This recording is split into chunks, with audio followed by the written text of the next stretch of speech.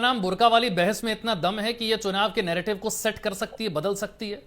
क्योंकि योगी जी कह रहे हैं कि एयरपोर्ट पर जाते हैं तो शक्ल दिखाते हैं, पासपोर्ट भी दिखाते हैं, लेकिन जब वोट करने आते हैं तो कहते हैं कि चेहरा नहीं दिखाएंगे।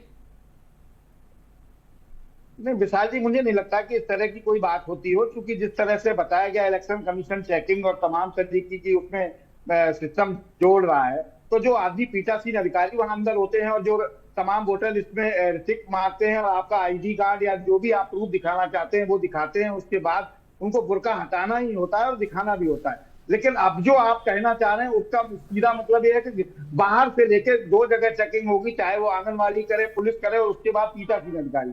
मुझे लगता है कि प्रक्रिया थोड़ी सी बड़ी हो रही है।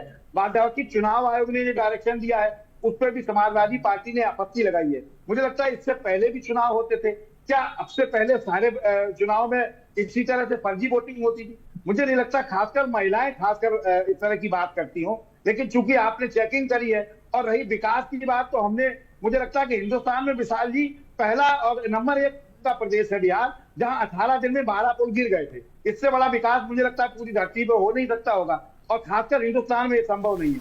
विकास की बात जरूर कर रहे हैं आप, जो आप आंकड़े में बता रहे हैं कि महंगाई दर घटी, बेरोजगारी, अगर बेरोजगारी और महंगाई दर घटी है तो आप हमें बता दीजिए ना, 80 करोड़ लोगों को आज भी राशन देने पर मजबूर क्यों? पानी की टंकियां आप बनवा रहे हैं, बराबर गांव गांव जल जल की बात करते हैं, पानी की टंकी नीचे चली जाती है, पता ही नहीं चलता आपको। तमाम ऐसी चीजें नहीं। और रही सबसे बड़ी बात, आप उत्तर प्रदेश की बात कर रहे हैं, निश्चित रूप से मैं इस बात का दावा करता हूं जो आपने कहा, मैं भारतीय जनता पार्टी के प्रवक्ता का समर्थन करता हूं कि उत्तर प्रदेश में कानून का राज इकबाल बुलंद हुआ है और हर सरकार की जिम्मेदारी है, चाहे वो उत्तर प्रदेश हो, बिहार हो, पंजाब हो, उड़ीसा हो, कर्नाटक हो, केरल हो, लेकिन सरकार की नैतिक जिम्मेदारी है कि कानून का इकबाल बुलंद रहे। योगी जी ने किया, माफिया राज खत्म किया है उन्होंने, इसके लिए बधाई के पात्र है। मुझे लगता है कि हिंदुस्तान के इतिहास में माफिया राज खत्म करने पर उनका नाम लिखा जाना चाहिए। लेकिन तमाम और चीजें हैं जिनको आपको देखना पड़ेगा। आप दुनिया के एयरपोर्ट उत्तर प्रदेश में बना रहे हैं, बिहार की भी आप बात कर रहे हैं, 6 कंपनियां हिंदुस्तान में ऐसी हैं जो नीलाम हो गई, जहाज उड़ा गई नहीं। जब जहाज ही नहीं होगा तो हवाई पट्टी पे क्या सब्जी मंडी लगाएंगे?